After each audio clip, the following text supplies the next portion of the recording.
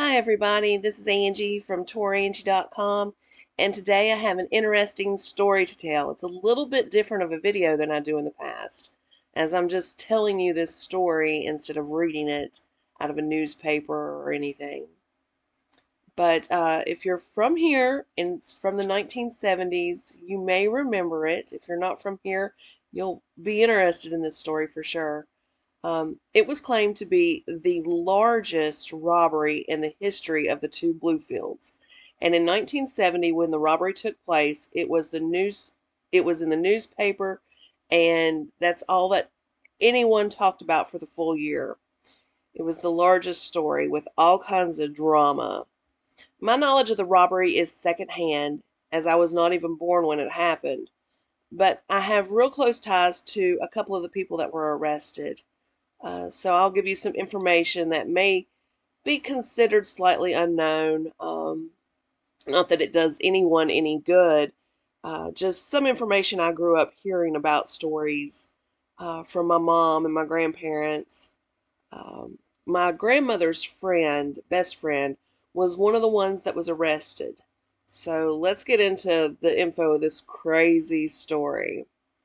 So right now, you could tell that I'm driving on Cumberland Road, and up here at the stop sign, I'm still going to be on Cumberland, but I do take a right on Maryland, just up ahead, and then I will be turning left on Liberty Street, which is basically at the top of Maryland.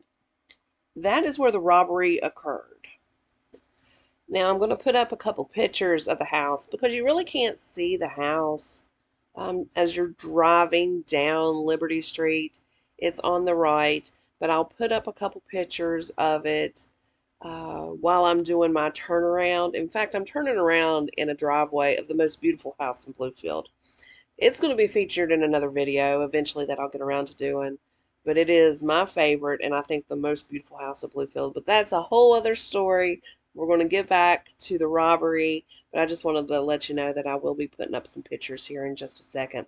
We're about to turn now left on Liberty right now. It's just up here on the left. You'll be glad that I posted the pictures because you cannot see the house at all from the road. So right now, okay, we're turning on Liberty. It's just up here, past this white car on the right. Not this house with the pretty black there at the entrance. It's right here. This little driveway that goes to the right there. That's where that house is located, where the robbery took place.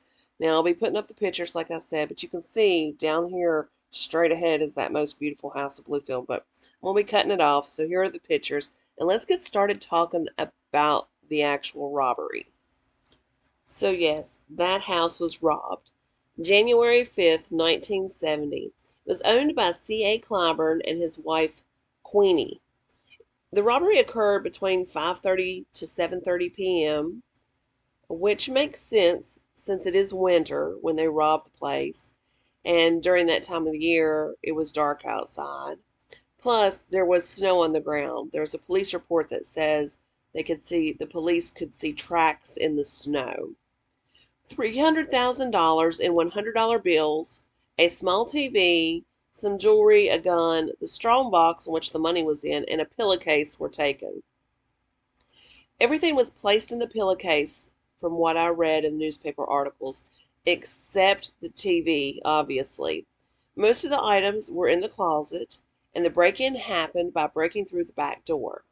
Now, can you imagine $300,000 sitting in a box in a closet? I can't. $300,000 back in 1970 was worth basically $2.5 million by today's standards. And it blows my mind that that much money would just be in a closet in a house. Yes, locked up. From what I've read, 2 locks were on the box, but still, just in a closet.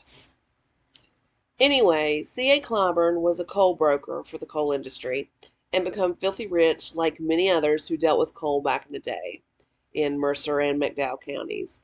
Now, by the 1970s, the coal field life had already changed dramatically, and things were going and had been going downhill for a few years at this point. But still, the coal brokers and coal mine owners were filthy rich. This is why I'm sure uh, this house was one of the reasons it was being looked at to be robbed, because they knew he was rich. But they also had to know that his wife, Queenie, hid the money in the house. At the time of the robbery, the husband claimed he had no idea his wife was hiding money in the house, and she admitted that she had been saving it for a while for their retirement and that the money had been from liquefied dividends. The police found material from a glove, but nothing else, no fingerprints. But they were working hard to figure it all out. The husband, C.A. Clybourne, put up a $10,000 reward a week later for information, and that is what helped the investigation along.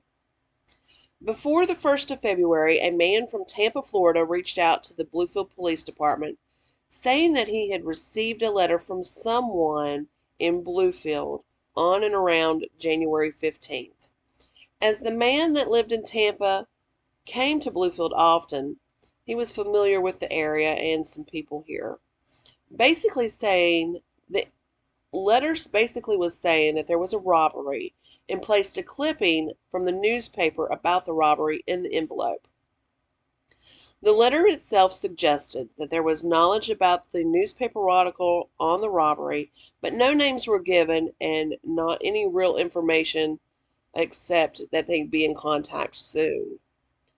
At this point, the police made the man and his wife in Tampa an informant on the robbery and had them flown to Bluefield to help. Of course, they would get the $10,000 reward. That was really the reason they were wanting to help. Contacts were made, and the police stated that a phone booth in Brush Fork was staked out, and cops were beginning to listen to the phone calls with the man from Tampa, the informant, and the man who got out of a black Cadillac. When listening, they found out more information and that the money was split three ways. A man had $65,000 in $100 bills and wanted it fenced at the racetracks in Tampa, Florida, and was going to pay that man $15,000 to do it. During the recorded phone call, the man in the black Cadillac said that his girlfriend wrote the letter and gave her house phone number as the place of contact. This house was on Highland Avenue. This is where my information comes in. This house on Highland Avenue belonged to Betty Powell, a very close friend of my grandmother and my mom, which made her boyfriend the man in the black Cadillac, Dwight Purdue, who was a jeweler and a watch repairman. My grandmother had been very close with Betty. Betty used to sell her Tupperware, and my grandmother and mom would go over to her house on Highland Avenue every Sunday and play cards. In fact, I remember as a child hearing bits and pieces of this crazy story when I would be over at the house on Highland, or just from my grandmother or my mom. I believe this is where the fascination with the story began, obviously. When I was older, I started asking more questions and piecing bits of the information together. The story of this robbery and its missing money has always stuck with me. Anyway, Betty Powell and Dwight Purdue were arrested on February 11th. Betty was released on a $1,000 bond, which was helped from her brother Doug Lucas. We're on Bland Street. Doug Lucas was an accountant. Probably about 45 seconds, 30 seconds back in this video on the right was his accountant shop. From what I learned as a child listening in, Betty wrote the letter but didn't really know what she was writing about. Her boyfriend Dwight had told her to write it, but she really didn't know anything, and none of it made sense to her. And she did not place the news clipping in the letter. Dwight did. Anyway, Dwight had a brother that lived in Tampa, Florida. So, from the process of elimination, I feel like the informant was his own brother, but I'm not 100% sure on that. But I feel like it is. Anyway, Betty loved Dwight, uh, but knew that he ran around with a crowd of people that were on the other side of the law at times. So when it all went down, it did not surprise her that Dwight was involved, but she always maintained that she was oblivious to any of it. In fact, my family believed her too, and that is why my grandmother and mom stayed friends with her, and why I got to know her and visited her house as a child, and learned how to actually play Rummy, the card game Rummy, from her. Later on, my interest in this fascinating story grew. I would ask more and more questions. And at the time of the robbery, my mom worked at the flower shop that Queenie Clybourne visited. She brought flowers from them weekly. And Mom told me that Queenie and her talked about Betty once. And how it would not be surprised at all if Dwight was involved, but Betty was not. Mom said that Queenie was shocked how Mom knew Betty, but Queenie took Mom's word on it, or at least acted like she believed Mom, as she continued to shop at that flower shop weekly and chat with Mom like always. My mom also talked a lot about how back in the day in 1970 she would be driving around Bluefield and be followed by a red car. All year long, this same red car would follow Mom around town. She would come home and tell my grandfather about being followed, and he would tell her they would probably be followed for a long time because of their association with Betty, and wondered if where my mom maybe would know where the money was or anything.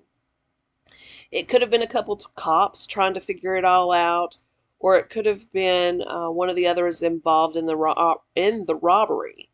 Like I said earlier, the money was split three ways, and the others that were arrested were turning on each other and causing all kinds of drama all year about this robbery. The night of the robbery, it was said that a red car was sitting on Whitethorn Street, and a man with a pillowcase put the pillowcase in the back seat and then got in the passenger side. Maybe the car involved in the theft was the one that was following my mom around all year. I don't know. It's just a thought. Who knows at this point? But anyway, several were arrested. Some went to jail. One died before the arrests even started. In the summer of 1970, the police exhumed his body just to make sure he didn't die of foul play, as the others arrested were causing a ruckus with each other, blaming each other, uh, telling everybody different things. Even one of them was saying that he put a hit on the other one's life. Anyway, February 26th, Dwight Purdue, which was Betty's boyfriend, Betty, the one I knew, named Raymond Hampton and Mary Bird. Raymond named Rabbit Martin and Ira Mathena, which happened. Ira was the one that happened to die before the arrests could happen. Soon thereafter, Bill Christian was arrested too. He was named in it. So there were plenty of blame to go around, some involved in the original theft, some for the transportation of stolen goods or receiving stolen items. Most received little time or got out pretty quickly. Rabbit Martin spent 6 years only because he overturned a lifetime sentence as a habitual offender with several arrests in his past. And that is what gave him the lifetime sentence. But due to the first conviction, he didn't know what he was confessing to. He had it overturned.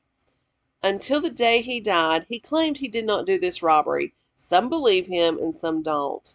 But he has a great and interesting history that I suggest you read about. Go on and Google The Legend of Rabbit Martin, Bluefield, West Virginia, and you will find, there's a Bluefield Daily Telegraph article, but an amazing website with a 4-piece blog talking about this story and specifically specifically about Rabbit Martin. It was a person that knew Rabbit. You will get even more information than I'm giving you here about the robbery. Rabbit died in 2013, but like I said, go check it out. Like it even talks about how I think it was September uh, at at the trial in Princeton, he escaped with 5 other people and was on the run for 6 weeks. Rabbit Martin is a great character for Bluefield. Let me tell you. Look at it. Look at that article. It's going to be in the descriptions too.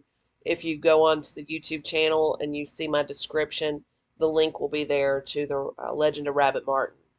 Anyway, I never met Dwight. I was 1 year old when he died, and honestly, he still technically was in prison in Moundsville, but he did die in the hospital in Beckley due to cancer. Moundsville, which is a whole other story. I'm writing a blog on a visit to the West Virginia State Penitentiary in Moundsville. The prison was shut down 1995, so it's now a tourist attraction. I took a tour to stay overnight and be like a ghost hunter once a few years ago. So I'll put that link also in this video in the descriptions to my blog on if you want to read it. It has really nothing to do with it except Rabbit Martin was in prison there, and so was Dwight. So anyway, back to the story. My grandfather was a pallbearer at Dwight's funeral in 1979 due to my grandmother's and mom's friendship with Betty Powell. As for the Hamptons that were arrested, Raymond escaped from prison and was shot, but he lived and was returned to prison. Mary Bird got probation. And also, just real quick, the Raymond Hampton, he is somehow related to the people that had Hampton's Produce Market. That was a big name here in the Bluefield area, the Hampton's Produce Market. It wasn't him, but he's related to them. So I thought I'd mention that. Bill Christian was another one that was arrested. He also got probation. They ended up only finding about $10,000 of the $300,000. So it makes you wonder, where did it all go? Did it all slowly get spent on lawyers and bail over the years? Did it get fenced somewhere? Or is it still in Bluefield? I guess we will never know, as most of the people in this story have passed away, leaving no trace of the money left behind. Well, I hope you've enjoyed this little story. It was one that I've been wanting to do for a couple years now. So this is Angie from Tourangie.com. Come to my website, read my blogs, and make appointments so I can help you plan your next travel adventure. Talk to you later.